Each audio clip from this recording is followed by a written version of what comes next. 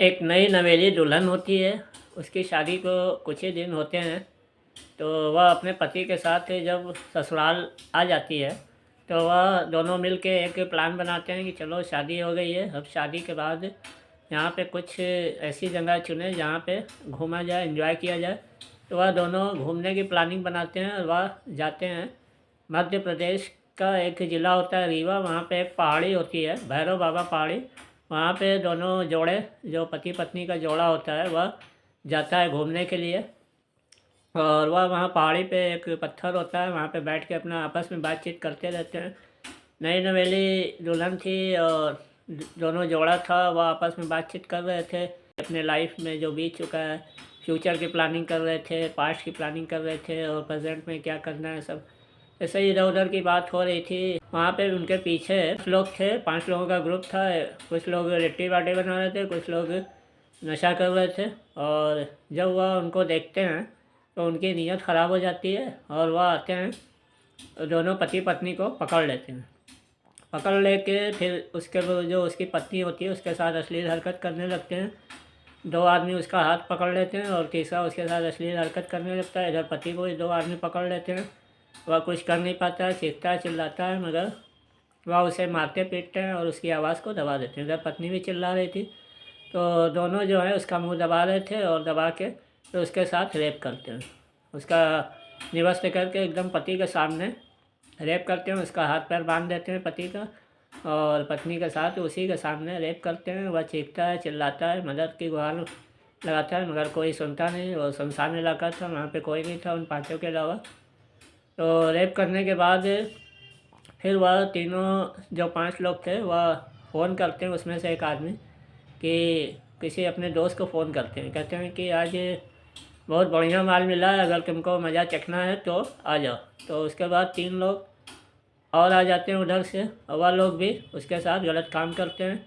उसके बाद कुछ देर के बाद जब इन लोग का मन भर जाता है तो वह उसे छोड़ देते हैं। हाथ पैर जो बांधा था उसको छोड़ देते हैं। छोड़ने के बाद मौका पाकर दोनों पति पत्नी वहाँ से भागने लगते हैं। और जब ये भागते हैं तो जो 5 बदमाश थे तो वह कहते हैं जा तो रहे हो, मगर किसी पुलिस थाने में कंप्लेंट मत लिखाना, या डीएम से या एसपी से कोई से भी शिकायत करोगे तो कोई फ़ायदा नहीं होगा, क्योंकि यह तो हम लोग का रोज़ का काम है, हम लोग ऐसा काम रोज़ करते हैं, कोई आज तक हम लोग का कोई कुछ बिगाड़ नहीं पाया। यह सुनकर पति पत्नी और डर जाते हैं और धीरे धीरे अपने घर की तरफ बढ़ते हैं। और मगर वह अपने घर की तरफ जाने की हिम्मत नहीं जुटा पा रहे थे, मगर किसी सूरत से वह अपने घर की तरफ जाते हैं और सोचते हैं कि क्या होगा अगर कंप्लेंट नहीं करेंगे और किसी को बताएंगे तो लोग क्या सोचेंगे। और इधर ये सब अपना काम करके बड़ा मस्ती में आराम से अपना लिट्टी बाटी चोखा खा रहे थे, मुर्गा खा रहे थे। और इधर जब यह दोनों जोड़ा पहुंचता अपने घर तो दोनों बड़े उदास होते हैं। और जब उनकी उदासी देखते हैं माँ बाप, उनके घर वाले, तो पूछते हैं बेटा क्या बात है, कुछ हुआ है क्या, कोई परेशानी है, कुछ हुआ है तो बताओ। मगर जब वह दुल्हन बताती है और उस बात को सोचती है तो सोच के बेहोश हो जाती है। ऐसा उनके साथ 3 बार हो चुका है। बेहोश होती है, फिर होश में आती है, फिर बेहोश होती है, फिर होश में आती है। ऐसे ही 3 बार होता है। फिर उसके बाद उसका पति जो होता है उससे कहता है कि तुम घबराओ मत, मैं तुम्हारी जो तुम्हारे साथ अत्याचार हुआ है इसकी मैं कंप्लेंट पुलिस थाने में करूँगा, FIR करवाऊँगा। इसकी चिंता एकदम मत करो, मैं तुम्हारा मामला ऊपर तक लेके जाऊँगा, तुमको न्याय दिला के रहूँगा। तो वह पति उसको हौसला बनाता है, कहता है कि मैंने तुमसे शादी की, 7 जन्मों तक साथ देने का वादा किया, मैं तुमको नहीं छोड़ूंगा, तुम एकदम बेफिक्र रहो, तुम्हारे साथ जो भी हुआ है अत्याचार उसका इंसाफ मैं करा के रहूँगा। उसके बाद दोस्तों में पूरी कहानी सुनने के लिए आपको वीडियो पूरा देखना होगा, क्या था पूरा कहानी। तो विस्तार से पूरा देखने के लिए वीडियो को पूरा अंत तक ज़रूर देखिएगा। अगर आप चैनल पर नए हैं तो चैनल को सब्सक्राइब कर लीजिएगा और वीडियो को लाइक करना मत भूलिएगा, और शेयर भी कर दीजिएगा, ताकि इससे मेरा भी मनोबल बढ़ा रहे और मैं आप लोगों तक नई नई इन्फॉर्मेशन जो समाज में कुछ हो रहा है, जो जो घटनाएं घट रही हैं, वो आप लोगों तक पहुंचाता रहूं। तो चलिए शुरू करते हैं दोस्तों। दरअसल ये जो कहानी है ये मध्य प्रदेश के एक रीवा ज़िले की है। वहाँ पे एक लड़की लड़के रहते थे, वह बचपन से दोस्ती थी उन लोगों की और साथ में पढ़ते थे, खेलते कूदते थे। खेलते कूदते हुए पढ़ते पढ़ते ये लोग जवान हो गए, और जब जवान हो गए तो उनके माता पिता ने दोनों की एक दूसरे से शादी कर ली, और उन लोगों में प्यार भी था। शादी करने के बाद जब यह लड़की जो है अपने ससुराल आती है अपने पति के साथ, तो ससुराल में कुछ दिन गुजरने के बाद एक दिन वह प्लानिंग करती है कि ससुराल में आ गए हैं तो शादी को एंजॉय करने के लिए कुछ अलग किया जाए, तो चलते हैं घूमने कहीं बाहर की प्लानिंग करते हैं। तो वह पति भी तैयार हो जाता है और कहता है कि यहाँ पे एक भैरव बाबा पहाड़ी है, वहाँ पे चल के एंजॉय किया जाएगा दिन भर, और वहीं पे घूमा फिरा जाएगा, वहीं पे खाया पिया जाएगा। दोनों प्लानिंग कर लेते हैं, फिर वहाँ चले जाते हैं। वहाँ जाके एक पत्थर होता है, उसी को बैठे रहते हैं दोनों, आपस में बातचीत करते रहते हैं, इधर की उधर की। अपने घर की लड़की अपने घर की बात करती है, कुछ बचपन की बात करती, कुछ जवानी की। इधर लड़का भी अपने माँ बाप की बात करता है, वो अपनी पसंद नापसंद सब बताता है। कुछ देर बात करते करते अचानक उनकी नज़र पड़ती है कि पीछे कुछ लोग बैठे हैं, 5 लोग। पाँचों वो नंगे थे, सिर्फ अंडरवियर पहने थे, और कोई तीनों उसमें से पाँचों कोई लिट्टी बाटी चोखा बना रहा था, तो उसमें कुछ लोग मुर्गा बना रहे थे और कुछ नशा कर रहे थे, चीलम पी रहे थे, तो कुछ अगड़म वगड़म जितना भी नशा होता है सब वो नशा कर रहे थे। और जब उन लोगों की इनके ऊपर नज़र पड़ती है तो पाँचों आके इनको घेर लेते हैं, दोनों पति पत्नी जो होते हैं उनको घेर लेते हैं। और घेरने के बाद उसमें से 2 आदमी उसके पति को पकड़ लेता है, और 3 आदमी जो होते हैं उसकी पत्नी को पकड़ के उसके साथ अश्लील हरकत करने लगते हैं। और पति चिल्लाता है तो उसको मारते पीटते हैं। मारने पीटने के बाद उसके हाथ पैर बांध देते हैं और उसके मुंह में टेप लगा देते हैं। इधर पत्नी को अपना पूरा पांचों जो है मिल के नोचने लगते हैं, के साथ अश्लील हरकत करते हैं। उसका जो जितना भी वस्त्र था उसको पूरा निवस्त्र कर देते हैं, निवस्त्र करके उसके साथ बलात्कार करते हैं। बलात्कार करने के बाद जब इन लोग का मन भर जाता है, करीब 1 घंटा तक करते हैं बारी बारी से, सामूहिक बलात्कार करते हैं। उसके बाद इसमें से एक आदमी फ़ोन करता है अपने दोस्त को कि आज बहुत बढ़िया माल मिला है, अगर तुमको माल का मज़ा चखना है तो आ जाओ। जब यह फ़ोन अगला सुनता है तो वह आधे घंटे बाद 3 लोग और आ जाते हैं।